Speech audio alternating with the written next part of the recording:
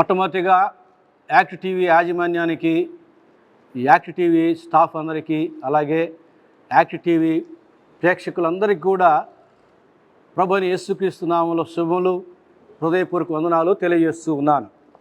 ప్రభునందు ప్రియులారా, మరి ఈరోజు ఈస్టర్ పండుగ సంతోషంలో మనం ఉంటూ ఉన్నాము కనుక మీకు అందరికీ కూడా మా యొక్క లోన్ స్టార్ చర్చ్ పక్షంగా, నెల్లూరులోని లోన్ స్టార్ చర్చ్ పక్షంగా మీకు హ్యాపీ ఈస్టర్ శుభములు తెలియజేస్తూ ఉన్నాను. దేవుని యొక్క వాక్య భాగాన్ని మనం ధ్యానం చేద్దాం. యేసు ప్రభు ఈ లోకంలో పరిశుద్ధుడిగా జన్మించి, పరిశుద్ధుడిగా జీవించి, లోక కళ్యాణార్థమై అనగా మానవుల యొక్క రక్షణార్థమై ఆయన శిలువలో రక్తాన్ని చిందించి ప్రాణం పెట్టి తిరిగి లేచిన దినాన్ని ఈస్టర్ పండుగగా మనం వేడుక చేసుకుంటూ ఉన్నాం. కాబట్టి ఈ సంతోష సమయంలో దేవుడు ఏమై ఉన్నాడో, యేసు ఏమై ఉన్నాడో మనం జ్ఞాపకం చేసుకోవాలి.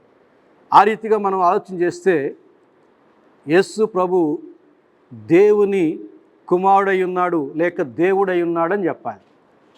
మనిషి కుమారుడు మనుషుడే, అలాగే దేవుని కుమారుడు కూడా దేవుడే. సింపుల్ లాజిక్, మనకు అర్థమయ్యే విషయం. కొలస్సీలు రాసిన పత్రిక 2వ అధ్యాయం 9వ వచనాన్ని మనం చూస్తే, కొలస్సీలు రాసిన పత్రిక 2వ అధ్యాయం 9వ వచనం, దేవత్వం యొక్క సర్వ పరిపూర్ణత క్రీస్తు శరీరమునందు నివసించుచున్నది అంటున్నాడు. యేసు ప్రభు ఈ లోకంలో శరీరధారిగా జన్మించినప్పుడు ఆ శరీరం ఏమై ఉన్నదంటే దేవత్వం యొక్క సర్వ పరిపూర్ణత అయి ఉన్నది. ఇక వేరే ఏమీ ఈ లోక సంబంధమైనది ఏది లేదు ఆయన యొక్క శరీరంలో. పరలోక సంబంధమైనదే, దైవత్వానికి సంబంధించినది మాత్రమే. కాబట్టి రుజువు ఏమిటంటే ఆయన శుభ శుక్రవారం నాడు చనిపోయి సమాధి చేయబడిన తరువాత 3వ దినం ముందు ఆయన లేచినాడు. అప్పటికి 3వ దినం వరకు కూడా ఆ శరీరం కుళ్ళిపోలేదు.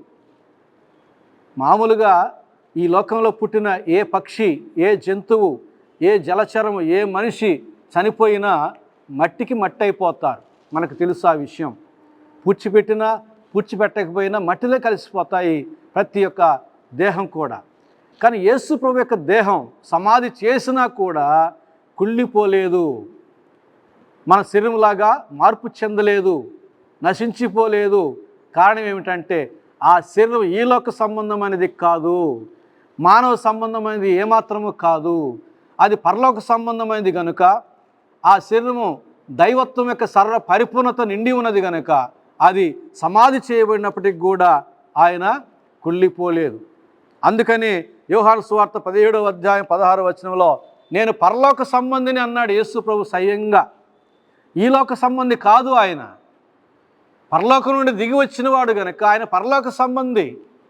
ఈ లోక మహిమ వేరు, పరలోకం యొక్క మహిమ వేరు. ప్రకృతి యొక్క మహిమ వేరు, నక్షత్రముల యొక్క మహిమ వేరు, చంద్రుని యొక్క మహిమ వేరు, సూర్యుని యొక్క మహిమ వేరు, మేఘముల మహిమ వేరు, భూలోకం యొక్క మహిమ వేరు. అలాగే భూ సంబంధి అయిన మనుషుల యొక్క మహిమ కూడా భూలోక సంబంధమైనదే కానీ వేరు లోకానికి సంబంధించిన ఎంత మాత్రము కాదు. యేసు ప్రభు ఈ లోక సంబంధి కాదు. ఆయన ఈ లోకంలో నీలాగా నాలాగా ఆయన శరీరధారిగా జన్మించినా పరిశుద్ధుడిగానే జన్మించాడు, కన్యక్కే జన్మించాడు, పరిశుద్ధుడిగానే జీవించినాడు, పరిశుద్ధుడిగానే ప్రాణం విడిచినాడు, పరిశుద్ధుడిగానే పాతిపెట్టబడ్డాడు, తిరిగి పరిశుద్ధుడిగా ఆదివారం 3వ రోజున లేచినాడు, మహిమగల శరీరంతో లేచినాడు, పునరుద్ధాన శరీరంతో లేచినాడు. కాబట్టి ఆ యేసు ప్రభువుని నమ్ముకుంటే మన యొక్క జీవంతో కూడా నిరీక్షణ కలిగిన వారమై ఉంటాం. యేసు ప్రభువుని నమ్ముకుని నేను కూడా చనిపోయినా కూడా మరలా నేను బ్రతుకుతాను, పునరుద్ధాన శరీరం దాల్చుతాను, యేసులాగా నేను కూడా పరలోకానికి చేరుకుంటాననేటటువంటి ఒక నమ్మకం, ఒక నిరీక్షణ, ఒక విశ్వాసం మనకు కలుగుతుంది ఎప్పుడు పునరుద్ధానుడైనటువంటి యేసు ప్రభుని నమ్ముకున్న వారముగా జీవిస్తూ ఉన్నప్పుడు మాత్రమే. కాబట్టి ఈరోజు ఈస్టర్ పండుగ అంటే క్రైస్తవులందరూ కూడా ఎందుకు సంతోషంగా పండుగగా వేడుకగా జరుపుకుంటారంటే క్రైస్తవులందరూ పునరుద్ధానుడైన యేసు ప్రభుని విశ్వసించినారు. ఆ యేసు ప్రభువు ఈ లోకంలో జీవించి తనువు చాలించిన తర్వాత ఆయన జీవితాన్ని ముగించలేదు, కానీ 3వ దినం ముందు ఆయన లేచినాడు. చనిపోయి లేచిన వారు కొంతమంది ఉండవచ్చు, దేవుని చేత భక్తుల చేత బ్రతికించబడిన వారు. కానీ వారు మరలా చనిపోయేవారుగా బ్రతికించబడ్డారే కానీ వారు పునరుద్ధాన శరీరంతో లేయలేదు. యేసు ప్రభు లాజరును బ్రతికించాడు, కానీ లాజరు మరలా కొంతకాలం చనిపోయినాడు. ఆయన పునరుద్ధాన శరీరంతో లేపబడలేదు. కానీ యేసు ప్రభువు చనిపోయిన వారిలో ప్రథమ ఫలముగా, మొట్టమొదటి ఫలముగా యేసు ప్రభు మాత్రమే పునరుద్ధానుడయ్యాడు. అందుకని కొరింథీయులకు రాసిన మొదటి పత్రిక 15వ అధ్యాయంలో ప్రథమ ఫలముగా యేసుక్రీస్తు పునరుద్ధానుడాయను అని చెప్తుంది. కాబట్టి ఎంత గొప్ప నిరీక్షణ మనకు, జీవముతో కూడిన నిరీక్షణ మనకు కలుగు చేశాడు దేవుడు. ఎప్పుడు? తన పునరుద్ధానము ద్వారా. ఆయన తిరిగి లేచి తన శిష్యులకు కనబడ్డాడు, అనేక మందికి కనబడ్డాడు, పలుమార్లు కనబడ్డాడు. పరలోక సంబంధమైన విషయాలు, అనేకమైన విషయాలు వారికి బోధించి ఉన్నాడు. కాబట్టి యేసుక్రీస్తు దేవుని కుమారుడే కాదు, ఆయన దేవుడై ఉన్నాడు. కాబట్టి ఆయన తిరిగి లేచినాడు, పునరుద్ధానుడైనాడు, మహిమగల శరీరం దాల్చి ఆయన మహిమతో పరలోక రాజ్యాన్ని చేరుకున్నాడు. అంతేకాదు, యేసు ప్రభు జీవాధిపతి అయి ఉన్నాడు. ఆయన తన ప్రాణాన్ని తానే స్వయంగా పెట్టాడు, తిరిగి తన ప్రాణాన్ని తానే తీసుకోగలిగినటువంటి వాడుగా. కాబట్టి ఆయన జీవాధిపతి, చనిపోయిన వారిని బ్రతికించినాడు. భక్తులు కూడా ఆయన నామము ఉచ్చరించి చనిపోయిన వారిని బ్రతికించారు. ఆయన నామములో జీవం ఉన్నది, ఆయన స్పర్శలో జీవం ఉన్నది, ఆయన మాటలో జీవం ఉన్నది. ఆయన ప్రాణం ఇచ్చి తిరిగి తీసుకునేవాడు. కాబట్టి ఆయన జీవాధిపతి అయి ఉన్నాడు గనక తిరిగి ఆయన 3వ దినమందు లేచాడు. ఆయన చనిపోయిన శరీరంలాగా లేయలేదు, మహిమగల శరీరంతో లేచినాడు. తలుపులు కానీ, కిటికీలు కానీ, గోడలు కానీ అడ్డం రావు. ఆయన సమాధికి రాయి దొర్లించి భద్రం చేశారు, చాలా జాగ్రత్త చేశారు రోమా సైనికులు. కానీ ఆ జాగ్రత్తలు అన్నిటినీ కూడా అధిగమించి ఆయన సమాధిలోంచి బయటికి వచ్చి తన యొక్క శిష్యులకు కనబడి, అనేక మంది విశ్వాసులకు కనబడి రుజువు చూపించుకున్నాడు. సందేహించినటువంటి తోమాకి, తోమా ఇదిగో నా గాయాల్లో, నా చేతి గాయాల్లో వేలు పెట్టి చూడు, నా పక్కలో గాయం ఉంది, వేలు పెట్టి చూడు, నేనే నీ దేవుడిని తెలుసుకో అని చెప్పడం జరిగింది. అప్పుడు తోమా ఆ యొక్క గాయాలను చూచి గుర్తుపెట్టి నా దేవా, నా ప్రభువా అని యేసు ప్రభుని ఆరాధిస్తాడు, యేసు ప్రభుని స్వీకరిస్తాడు. కాబట్టి యేసు ప్రభు జీవాధిపతి అయి ఉన్నాడు, యేసు ప్రభు దేవుడై ఉన్నాడు. ఆయన జీవాధిపతి అని చెప్పడానికి అపోస్తలులు కూడా అపోస్తలుల కార్య గ్రంథం 3వ అధ్యాయం 15వ వచనంలో చెబుతున్నాడు, మీరు జీవాధిపతిని చంపితిరి అంటున్నాడు. మనుషుల చేత చంపబడినది తప్పించుకోవడానికి సామర్థ్యం లేక కాదు. మనుషుల చేత చనిపోయింది యేసు ప్రభు తప్పించుకోవడానికి సామర్థ్యం లేక కాదు. ఆయన తప్పించుకుంటే మనకు రక్షణ రాదు. మనుషుల చేత చంపబడాలని యేసు ప్రభు ముందుగానే పరిశుద్ధ లేఖనాల్లో ఆయన పొందుపరిచాడు. తన మరణాన్ని తానే రాసుకున్నాడు, కేవలం మన రక్షణార్థం. కాబట్టి ఆయన రాసుకున్నాడు, నిర్ణయించినాడు కనుక ఆ నిర్ణయ ప్రకారంగా ఆయన మనుషుల చేతికి అప్పగించబడడం జరిగింది. అయినా కానీ చివరికి వారు ఎంతగా గాయపరిచినా, ఎంతగా హింసించినా, ఎంత రక్తం చిందించినా ఆయన తన ప్రాణాన్ని తానే ఆయన సమర్పించుకున్నాడు. తండ్రి, నా ఆత్మను నీ చేతికి అప్పగిస్తున్నానని చెప్పి ప్రాణం విడిచాడు. ఎవరు తీయలేదు ప్రాణం, ఆయనే తన ప్రాణాన్ని నీ కోసం, నా కోసం సమర్పించినాడు అని ప్రభు ప్రేమను బట్టి మీకు మనవి చేస్తూ ఉన్నాను. అలాగే మత్తయి సువార్త 20వ అధ్యాయం 28వ వచనంలో యేసు ప్రభు ఏమంటున్నాడంటే, మనిషి కుమారుడు పరిచారం చేయించుకున్నట్టుకు రాలేదు కానీ పరిచారము చేయుటకును అనేక ప్రతిగా విమోచన క్రయధనముగా తన ప్రాణమును ఇచ్చుటకును వచ్చాను. యేసు ప్రభు ఈ లోకానికి వచ్చింది ఎందుకట? అనేకుల కొరకు తన ప్రాణాన్ని ఇవ్వడానికి. ఎందరైతే ఆయన యందు విశ్వాసం ఉంచారో వారందరినీ రక్షించడానికి ఆయన ఈ లోకంలో తన ప్రాణాన్ని సమర్పించినాడు. ఎంత గొప్ప భాగ్యమో చూడండి. మనం ఇంకా పాపులమై ఉండగానే, మనం భక్తిహీనమై ఉండగానే యేసు ప్రభు నీ కోసం, నా కోసం తన ప్రాణాన్ని సమర్పించి ఆయన రక్షణ కార్యాన్ని ముగించినాడు. ఎవరండి మనుషులు? ఎవరి కొరకు ఎవరు ప్రాణం ఇస్తారు? ఒకవేళ మంచి వ్యక్తి కొరకు ఎవరైనా ప్రాణం ఇవ్వడానికి ఇస్తే ఇయ్యొచ్చని లేఖనం చెబుతుంది. కానీ చెడ్డవారి కొరకు ప్రాణం సమర్పించేది ఎవరు? భక్తిహీనుల కొరకు ప్రాణం సమర్పించేది ఎవరు? యేసు ప్రభు మాత్రమే. ఆయన ప్రేమ స్వరూపిన దేవుడు గనక, నిన్ను నన్ను ప్రేమించువాడు గనక, నీవు నేను నరకానికి వెళ్లకుండా మోక్షానికి వెళ్ళాలి అని ఆశించువాడు గనక నీవు నేను భక్తిహీనముగా ఉన్నప్పటికీ, పాపములో మనం జీవిస్తూ ఆయన బాధిస్తూ ఉన్నప్పటికీ కూడా ఆయన మనల్ని నిర్లక్ష్యం చేయకుండా, మనల్ని విడిచిపెట్టకుండా, పోనీలే అని అనుకోకుండా ఆయన మనల్ని వెతుక్కుంటూ వచ్చాడు. మన కొరకు రక్షణ కార్యంగా ఆయన ప్రాణాన్ని సమర్పించాడు. తిరిగి ఆయన లేచినాడు. అనేక మంది కనబడ్డాడు. ఆయన అనేక మంది చూస్తూ ఉండగా పరలోకానికి ఆరోహణమైనట్లుగా మనం చూస్తూ ఉన్నాం. అలాగే యోహాను సువార్త 10వ అధ్యాయం 17వ వచనంలో మరొక చక్కని మాటను మనం చూడగలుగుతాం. యోహాను సువార్త 10వ అధ్యాయం 17వ వచనం, నేను దాన్ని మరలా తీసుకున్నట్లు నా ప్రాణం పెట్టుచున్నాను, ఇందువలనే నా తండ్రి నన్ను ప్రేమించున్నాడు. యేసు ప్రభు తన ప్రాణాన్ని స్వయంగా పెట్టినాడు. ఏ రీతిగా? మరలా దాన్ని తీసుకున్నట్లు, ఇంకా వదిలేసినట్లు కాదు. ప్రాణం పెట్టాడు, తిరిగి తీసుకునేటట్టుగానే పెట్టాడు. కాబట్టి 3వ రోజు ఆయన తిరిగి తన ప్రాణాన్ని తీసుకున్నాడు. ఆయన శరీరంలో మరలా ఆయన చేరి పునరుద్ధాన దేహంగా ఆ శరీరాన్ని మార్చుకుని మహిమ శరీరంతో ఆయన లేచి అనేక మందికి కనబడ్డాడు. కాబట్టి ప్రభునందు ప్రియులారా, మనం నమ్ముకున్నటువంటి యేసు క్రీస్తు కేవలం మానవ మాత్రుడు కాదు. ఆయన మానవ ఆకారంతో ఈ లోకంలో జన్మించి జీవించినప్పటికీ, మనుషుల చేతికి అప్పగించబడి చనిపోయినప్పటికీ ఆయన నిర్ణయం చొప్పున చనిపోవడం జరిగింది నీ కోసం, నా కోసం. కనుక ఆయన తిరిగి 3వ దినం ముందు లేచినాడు. అనేక మందికి కనబడ్డాడు. మాటలతో కాదు ఆయన చెప్పింది. నేను లేచానని చెప్పలే, ఆయన శిష్యులు ఆయన లేచాడని చెప్పలే, అనేక మందికి కనబడ్డాడు. ఆయన సజీవుడై లేచి అనేక మంది కనబడమే కాదు, ఆయన పరలోకానికి వెళ్ళేటప్పుడు అనేక మంది చూస్తూ ఉండగా ఆయన వెళ్ళిపోయినాడు పరలోకానికి. ఆయన ఏ రీతిగా వెళ్ళాడో మరలా ఆ రీతిగానే వస్తాడని వాక్యం సెలవిస్తూ ఉంది. వచ్చి నిన్ను నన్ను ఆయన మరలా తానున్న స్థలానికి తీసుకుని వెళతానని యోహాను సువార్తలో మనకు ఆయన వాగ్దానం చేస్తూ ఉన్నాడు. కాబట్టి మనం నమ్ముకున్నటువంటి యేసు ప్రభు దేవుడై ఉన్నాడు. రెండవది జీవాధిపతి. నీ జీవమునకు నా జీవమునకు కూడా ఆయన అధిపతి అయి ఉన్నాడు. జీవమును ఇస్తాడు, తిరిగి తీసుకుంటాడు. అంతేకాదు మరొక మాట కూడా మనం చెప్పుకోగలిగితే, యేసు ప్రభు దేవుని కుమారుడే కాకుండా, జీవాధిపతియే కాకుండా ఆయన దేవుడై ఉన్నాడనే విషయాన్ని కూడా మరొక వాక్య భాగంలో మనం చూస్తాం. అపోస్తుల కార్యం గ్రంథం 2వ అధ్యాయం 24వ వచనంలో, మరణము ఆయన బంధించుట అసాధ్యము.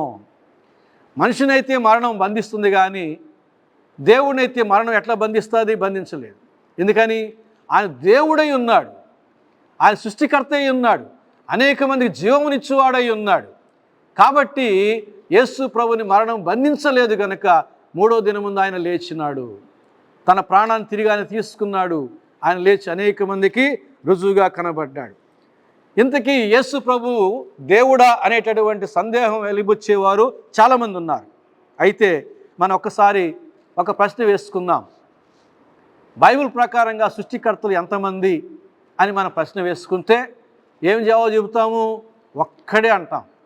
బైబిల్ ప్రకారంగా సృష్టికర్త ఒక్కడే. అయితే మరలా మరొక ప్రశ్న వేసుకుందాం. ఆయన పేరేమిటి అనే ప్రశ్న వేసుకుంటే ఏం పేరు చెప్తాం? కొంతమంది యేసు ప్రభు అంటారు, కరెక్టే. మరి కొంతమంది యెహోవా అంటారు, కరెక్టే. ఆదికాండం 2వ అధ్యాయం ప్రకారంగా 6 దినములు సృష్టి చేసినటువంటి వాని పేరు యెహోవా దేవుడు. అలాగే యోహాను సువార్త 1వ అధ్యాయం 3 వచనాల ప్రకారంగా ఆయన మూలముగా సమస్తము కలిగిన ఆయన లేకుండా ఏది కలగలేదని చెప్పబడుతూ ఉన్నది. కాబట్టి నూతన నిబంధనలో సృష్టికర్త పేరు యేసు క్రీస్తుగాను, పాత నిబంధనలో సృష్టికర్త పేరు యెహోవాగాను ఉంటూ ఉన్నది. మన సృష్టికర్త ఒక్కడే అని మనం నమ్ముతూ ఉన్నాం. ఆ ఒక్కడే, ఆయన పేరే యెహోవా పాత నిబంధన కాలంలో, ఆయన పేరే నూతన నిబంధన కాలంలో యేసు క్రీస్తు. అందుకని సంఖ్యాకాండం 24వ అధ్యాయంలో బిలాము ప్రవక్త అంటాడు, నేను ఆయన సర్వశక్తి గల దేవుడు చూస్తూ ఉన్నాను, అయితే ఆయన ఇప్పుడు ఉన్నట్టు కాదు, ఆయన సమీపం ఉన్నట్టు కాదు, యాకోబులో నక్షత్రము ఉదయించనని చెబుతున్నాడు. అక్కడ బిలాము ఆనాడే పాత నిబంధన కాలంలోనే, బిలాము యొక్క కాలంలోనే అప్పుడున్న దేవుని చూస్తున్నాడు, వేరుగా ఉన్న దేవుని కూడా చూస్తున్నాడు. అంటే యెహోవా దేవుని చూస్తున్నాడు, యేసు ప్రభుని కూడా చూస్తూ ఉన్నాడు. వీళ్ళిద్దరు కూడా ఒకడే అని అంటూ ఉన్నాడు. అవును, పాత నిబంధన కాలంలో సృష్టికర్తగా ఉన్న యెహోవా దేవుడు నిర్గమకాండం 20వ అధ్యాయంలో 10 ఆజ్ఞలు ఇస్తూ మొదటి ఆజ్ఞ ఏం చెప్పాడు? నేను తప్ప వేరొక దేవుడు మీకు లేడు అన్నాడు. అంటే యెహోవాయే దేవుడు. ఆ యెహోవాయే యేసుక్రీస్తు అయి ఉన్నాడు. కీర్తన గ్రంథంలో ఆర్భాటముతో యెహోవా ఆరోహణమాయను. ఆరోహణమైంది ఎవరండి? పరలోకానికి అందరూ చూస్తూ ఉండగా యేసు ప్రభు 3వ దినమందు లేచి అందరూ చూస్తూ ఉండగా పరలోకానికి ఆరోహణమయ్యాడు. యేసుక్రీస్తు ఆరోహణమయ్యాడు. కాబట్టి పాత నిబంధనలు యేసుక్రీస్తు అనే పేరు లేదు, కానీ యెహోవా పేరుతో యేసుక్రీస్తు గురించి చెప్పిన లేఖనాలు అనేకాలు ఉన్నాయి. కాబట్టి యెహోవాయే యేసుక్రీస్తు. కాబట్టి సృష్టికర్త ఒక్కడై ఉన్నాడు, ఆయనే దేవుడై ఉన్నాడు. సృష్టికర్త దేవుడే కదూ. సృష్టికర్తని మనం దేవుడు అంటాం, దేవుని సృష్టికర్త అంటాం. కాబట్టి మన ప్రభు అయిన యేసుక్రీస్తు దేవుని కుమారుడుగా పిలువబడ్డాడు. దేవుడై ఉండి ఆయన జీవాధిపతి అయి ఉండి దేవుడిగా కొలవబడుతూ ఉన్నాడు. ఆయన మనకు రక్షకుడిగా ఉన్నాడు. ఇంకా అసలు ఆయన దేవుడై ఉన్నాడు అంటే కూలంకషంగా మనం చెప్పుకోవాల్సిన మాట ఏమిటంటే, దేవుడే స్వయంగా ఈ లోకంలో జన్మించి కుమారునిగా ఆయన పరిచయం చేసుకుని, దేవుని కుమారుడిగా పరిచయం చేసుకొని నీకు నాకు మాదిరికరమైన జీవితం జీవించి ఈ జీవితం ద్వారా మీరు పరలోకాన్ని చేరుకుంటారని ఒక మార్గముగా ఆయన మనకు కనబడి పరలోకానికి వెళ్ళి జీవముతో కూడిన నిరీక్షణ మనకు ఆయన అనుగ్రహించాడు. కాబట్టి ప్రభునందు ప్రియులారా, యేసు ప్రభుని ఈ పునరుద్ధాన దినమందు, ఈ ఈస్టర్ పండుగ రోజు మనం ఏమిగా గుర్తిస్తున్నాం? ఆయన దేవునిగా, జీవాధిపతిగా, ఆయన మన రక్షకునిగా, మన యొక్క సజీవతో కూడిన నిరీక్షణకు ఆధారభూతుడిగా ఆయన మనం నమ్మిన ఎడల, ఆయన చెప్పినటువంటి మాట చొప్పున పరిశుద్ధంగా జీవించిన ఎడల మనము కూడా మహిమగల దేహముతో లేస్తాం. పునరుద్ధాన దినమందు లేస్తాం. కొంతమంది జీవ పునరుద్ధానానికి లేస్తారు, కొంతమంది మరణ పునరుద్ధానానికి లేస్తారు. యేసునందు విశ్వాసం ఉంచిన వారు మాత్రమే జీవ పునరుద్ధానానికి లేస్తారు. అనగా వారు తిరిగి లేచి నరకానికి వెళ్లకుండా యేసు ప్రభు ఉన్న చోటికి, అనగా పరలోకానికి చేరుకుంటారు, దేవుని రాజ్యాన్ని చేరుకుంటారు. ఎవరైతే యేసు ప్రభునందు విశ్వాసం ఉంచలేదో అట్టివారు మరణ పునరుద్ధానానికి లేస్తారు, వారు నరకానికి వెళతారు. కాబట్టి నరకానికి వెళ్ళడం మనకి ఎవ్వరికీ ఇష్టం లేదు. నరకం అంటే భయం ఉంది మనకు. కాబట్టి నరక భయాన్ని తప్పించుకోవాలంటే, నరకానికి వెళ్లకుండా తప్పించుకోవాలంటే ఉన్నది ఒకే ఒక మార్గం, అది యేసు ప్రభువును మాత్రమే మనం విశ్వసించాలి. నీకోసం నా కోసం ఆయన సిలువలో రక్తాన్ని చిందించి ప్రాణం పెట్టి 3వ దినమందు ఆయన తిరిగి లేచి అనేక మందికి రుజువుగా కనబరుచుకొని అందరూ చూస్తూ ఉండగా పరలోకానికి వెళ్ళి దేవదూతలు చెబుతున్నారు, అపోస్తలుల కార్యగ్రంథం 1వ అధ్యాయంలో, గలిలయ మనుషులారా మీరెందుకు ఆయన వైపు తేరు చూస్తూ ఉన్నారు? ఆయన వెళ్ళిపోయాడు పరలోకానికి. ఏ రీతిగా వెళ్ళాడో తిరిగి ఆయన అదే రీతిగా వస్తాడు నిన్ను నన్ను పరలోకానికి తీసుకుని వెళ్ళడానికి అని దేవదూతలు చెప్పడం జరిగింది. కాబట్టి అట్టి మాటలందు మనం కూడా నమ్మకం ఉంచి, విశ్వాసం ఉంచి, నిరీక్షణ ఉంచి మనము కూడా ప్రభువు చూపించిన మార్గంలో, ప్రభువు చెప్పిన బోధల్లో మనము కూడా అడుగుపెట్టి పరిశుద్ధంగా జీవించాలి. పాపం విడిచిపెట్టాలి, పరిశుద్ధంగా జీవించాలి, విశ్వాసముతో జీవించాలి.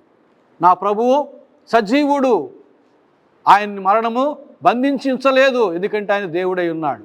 కాబట్టి నా ప్రభు సజీవుడు కనుక నేను కూడా చనిపోయి తిరిగి లేస్తాను. అయితే నరకం కొరకు కాదు, మోక్షంలో చేరుకోవడానికి నన్ను కూడా దేవుడు లేపుతాడు, మహిమల శరీరం ఇస్తాడు.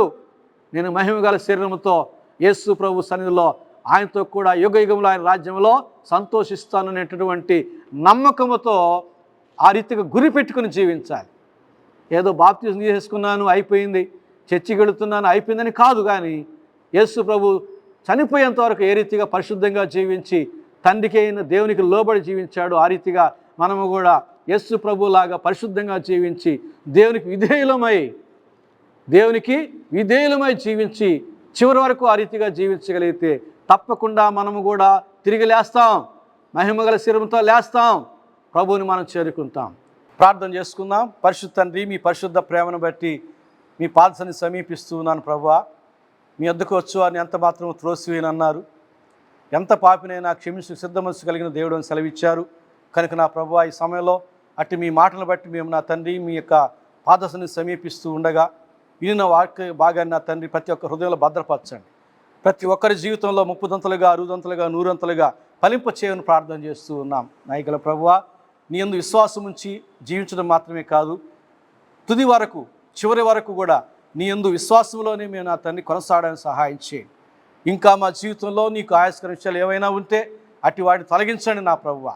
నా ప్రభువా, మేమందరము కూడా నీకు తగిన వారముగా, నీ మార్గంలో నడుచున్నటువంటి వారముగా, నీ రాజ్యాన్ని చేరుకున్న వారముగా కొనసాగడానికి నీ పరిశుద్ధాత్మ శక్తిని నడుపుదల మాకందరికీ దయచేయమని, అపవాదికి లయపరిచి మీ కార్యం మా పట్ల జరిగించమని. నా ప్రభువా, ఇట్టి శుభవర్తమానం, ఇటు శుభ సందేశం ఇంకా మీ ఏర్పాట్లో ఉన్న అనేక మందికి చేరాలి. ఈ ప్రపంచంలో ప్రతి మనిషి నరకాన్ని తప్పించుకొని మోక్షాన్ని చేరుకోవాలి నా ప్రభువా. కనుక ప్రపంచంలో ప్రతి మనిషిని కూడా కనికరించి ప్రేమించిన తండ్రి ఈ శుభ సందేశం చేరుకున్నట్లుగా సహాయం చేయమని, ప్రతి మనిషి హృదయాన్ని తెరవమని ప్రార్థన చేస్తూ ఉన్నాం. సాతానుడు ఎవరి మనోనేత్రాన్ని గుడితనం కలుగజేసినో వారందరి మనోనేత్రాలు తెరవండి నా ప్రభువా. సత్యం తెలుసుకోవాలి, నీ యందు విశ్వాసం ఉంచాలి, నీ బిడ్డగా జీవించాలి, దీవించబడాలి. ప్రభువా, నిత్యము నీ రాజ్యంలో చేరుకొని నీ యందు ఆనందించులాగున ప్రతి మనిషిని దీవించమని యేసు నామమున వేడుకుంటున్నాము తండ్రి. ఆమె. మన తండ్రి అయిన దేవుని ప్రేమయు, మన ప్రభువైన యేసుక్రీస్తు కృపయు, పరిశుద్ధాత్మ యొక్క అన్యోన్య సహవాసము, సమాధానము, కాపుదల సదాకాలం మనకు తోడై ఉండి నడిపించునుగాక. ఆమె.